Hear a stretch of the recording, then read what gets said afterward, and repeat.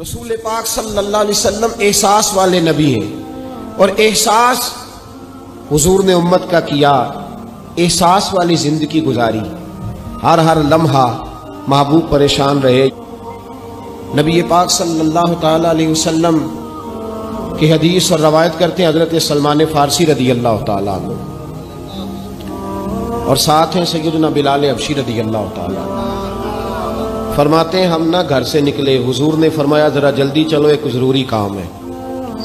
فرماتے ہیں بڑی تیزی کے ساتھ آج روٹین سے ہٹ کر محبوب نے تیز تیز قدم مبارک اٹھائے، تیز تیز، اور فرماتے ہیں ایک گلی ہم نے کراس کی، دوسری گلی میں جو پہنچے تو پھٹے پرانے کپڑے، سادی سی بیوی، اور حالت بتاتی تھی کہ بیچاری کسی غریب گھر کی ہے، وہ سڑک پہ کھڑی تھی اور رو رہی تھی۔ میرے کریم رسول نے فرمایا بلال اسے پوچھو کیا مسئلہ ہے، کیوں روتی ہے؟ تو حضرت سلمان عرض کرتے ہیں میں نے کہا حضور میں پوچھ لیتا ہوں، آپ جائیے، کام بڑا ضروری ہے جو نکلیں، میں معلومات کرتا ہوں۔ تو محبوب نے فرمایا نہیں، اس کے آنسو پوچھنے سے ضروری کوئی کام بھی نہیں، پہلے اس کی داد رسی ہوگی، اسے پہلے پوچھا جائے گا۔ روتے نہیں رہتے لوگ گھروں میں، لوگ گزر نہیں جاتے چپ کر کے، کتنے لوگ تڑپتے، کون احساس کرتا ہے؟ نبی پاک سید عالم صلی اللہ علیہ وسلم رکے اور اس خاتون سے پوچھا کیا بات ہے؟ اس نے کہا کہ بات کوئی بھی نہیں، میرا ایک ہی موٹا سا مسئلہ ہے۔ کہا وہ کیا؟ کہنے لگی میں غریب ہوں، اور غریبی بذات خود بہت بڑا گناہ ہوتی ہے، لوگ بڑا جرم سمجھتے ہیں اس کو بذات خود۔ میں نے شروع میں کہا نا کہ مذہبی سٹیج کی بھی صدارت غریب آدمی نہیں کر سکتا، کیونکہ غریب جو ہوا جد کول دتھی ہونی انہیں نیڑے بہنا ہے نا جی، جد کول نہیں انہیں دے پیچھے جا کے بہنا اینڈ تے کول کہڑا دتھی ہے۔ اس سٹیج پہ بھی غریب آدمی کی صدارت نہیں ممکن ہو ہی نہیں سکتا۔ میرے رسول پاک سید عالم صلی اللہ تعالی علیہ وآلہ وسلم نے فرمایا پہلے اسے پوچھو کیا مسئلہ ہے۔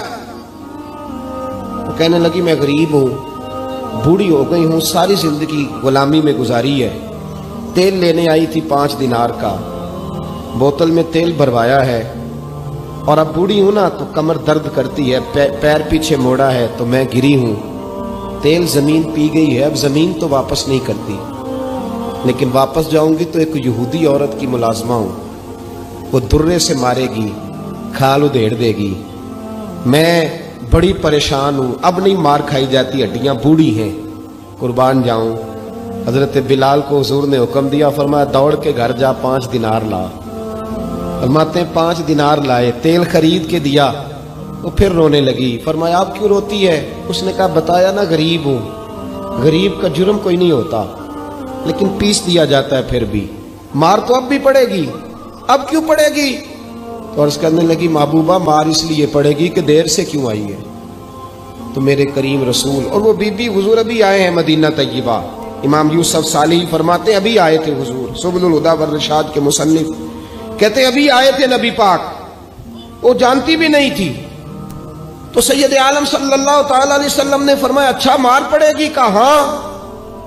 او بھائی کونسلر جو کل آپ کو کہہ رہا تھا نا میں آپ کا خادم ہوں، کونسلر بے گناہ، بلکہ ہمارے SHO صاحب اگر چودھری پہ پرچہ آ جائے تو اس کو ٹیلی فون کر کے پوچھتے ہیں صاحب جی تہاڈے خلاف درخواست آئی ہے، ادا کی کرنا ہے؟ تو غریب آدمی بیچارہ، اس کی غلطی یہ تھی کہ وہ غریب تھا تو اس نے ریڑھی لگا لی چوک میں، اس کو دبوچ کے لے گئے، تینوں پتہ نہیں اتنے نہیں کھلوئی دا، تو اس کے پاس کل انویسٹمنٹ ہی 5000 تھی، سارا لے گئے۔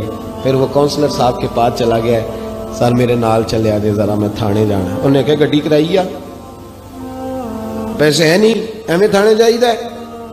اب وہ گاڑی لایا ہے، پتہ نہیں کہاں سے لایا ہے، تھانے پہنچا ہے، اور یہ ہے ہمارا حال کہ وہ SHO بھی بیٹھا ہے کرسی پہ اور کونسلر بھی کرسی پہ بیٹھا اور وہ غریب پیروں میں بیٹھا ہے، اور ہاتھ باندھ کے کہہ رہا میری ریڑھی دے چھڈو، میریاں 4 دھیاں نے تو میں شامی کھانا کھڑنا ہے۔ کدھر گیا امت کا وہ ذوق؟ ساری زندگی نعتیں سننے والوں بتاؤ تو صحیح نعت نے تاثیر کیا دی ہے روح؟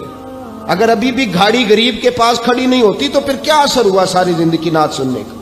میرے مصطفیٰ کریم سید عالم صلی اللہ تعالی علیہ وسلم نے فرمایا اس خاتون سے یہاں کونسلر ساتھ نہیں جاتا، کہتا ہے کر دیا ٹیلی فون، سویرے 9 بجے پہنچ جانا، پر کائنات کی سب سے معزز شخصیت حضرت سیدنا بلال حبشی رضی اللہ تعالیٰ عنہ فرماتے ہیں میرے نبی پاک نے فرمایا بی بی چل میں تیرے ساتھ چلتا ہوں۔ گویا اللہ کی ساری رحمتیں اس کے ساتھ ساتھ چلنے لگی، اور آگے آگے نہیں، ساری کتابیں پڑھ لو، وہ پھٹے پرانے کپڑوں والی بی بی آگے آگے اور اللہ کے کریم رسول پیچھے پیچھے، ساری گلیاں اس نے پھرائی، مدینے کی صحرا آ گیا۔ ایک دروازے پہ دستک دی، سے مالکن آئی، وہ بی بی بعد میں کہتی ہے میں بھی بڑی ڈاڈی تھی، طاقت ہی نہیں تھی میرے سامنے کو کھڑا ہو سکے، لیکن جب میں باہر نکلی تو میں نے نور کے حالے میں لپٹی ہوئی ایک عظیم ہستی کو دیکھا۔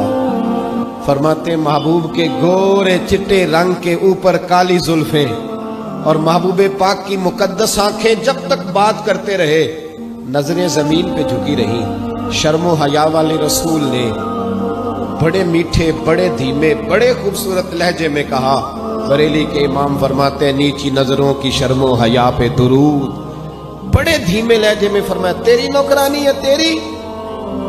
عورت کہتی ہے میں تو حضور کے جلووں میں محو ہو گئی کہ سادگی میں اتنا حسن میں نے دیکھا ہی نہیں، تیری نوکرانی ہے؟ کہا تو میرے محبوب نے فرمایا بیچاری کی غلطی کوئی نہیں، اسے مارنا نا، اس سے تیل گر گیا تھا، نیا خریدتے دیر ہو گئی، رو رہی تھی تو میں سفارش کرنے آیا ہوں۔ وہ خاتون کہتی ہے کسی کی نہیں مانی تھی، پر محبوب کے جملوں میں تاثیر اتنی تھی، ککھ سواد نہیں مشری اندر، اسا کھنڈا می چکھ ڈٹھیاں، انہاں ساریاں شیواں نالوں گلاں سجن دیاں مٹھیاں۔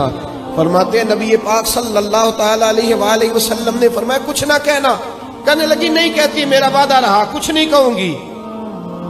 اب میرے حبیب نے پھر نظر اٹھائی اور اس غریبنی کی طرف دیکھا اور فرمایا تو اگر کہے تو میں جاؤں، تو اگر کہے تو میں خود بھیک دے، خود ہی کہے منگتے کا بھلا ہو، تو اگر کہے تو میں جاؤں۔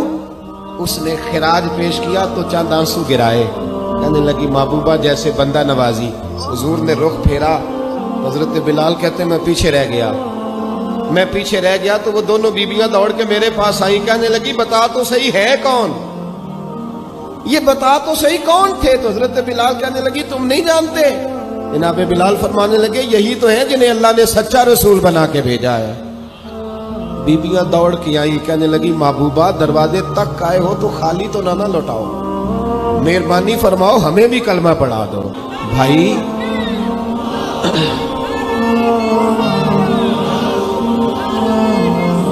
اگر دولت احساس ہے نا پھر تو زندہ ہے، جو زندہ ہوتا ہے اس میں لچک ہوتی ہے، جو مر جاتا ہے وہ اکڑ جاتا ہے۔ اگر زندگی ہے تو پھر احساس ہونا چاہیے، اگر تیرے اندر زندگی ہے تو پھر احساس ہے، اور اگر تیرے اندر احساس نہیں رہا نا تو پھر زندگی زندہ دلی کا نام ہے۔